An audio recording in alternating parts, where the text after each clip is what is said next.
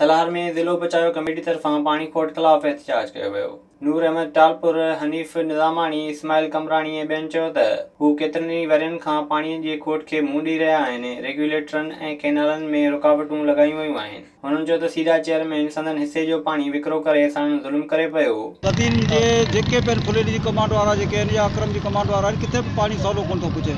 हर जाइ ते सोक आहे ऐं उनजो वॾे में वॾो कारण इहो आहे धिका जेके फुलेली में लॻल आहिनि। जेसिताईं जॾहिं बदीन जे सुल्तानी वाह ऐं फुलेली समेत समूरनि वाहनि खे हथरादू खोट ख़तमु न कई वेंदी तेसिताईं असांजी जंग जारी आहे। बदीन में पाणी जी खोट आहे ऐं उहा पाणी जी खोट जेका मथां खां न आहे, दरिया खां न आहे, पर फुलेली में हथरादी लॻल धिकनि जे करे धिका न हटाया वेंदा ऐं सीटा डायरेक्टर मीर ग़ुलाम अली न हटायो वेंदो।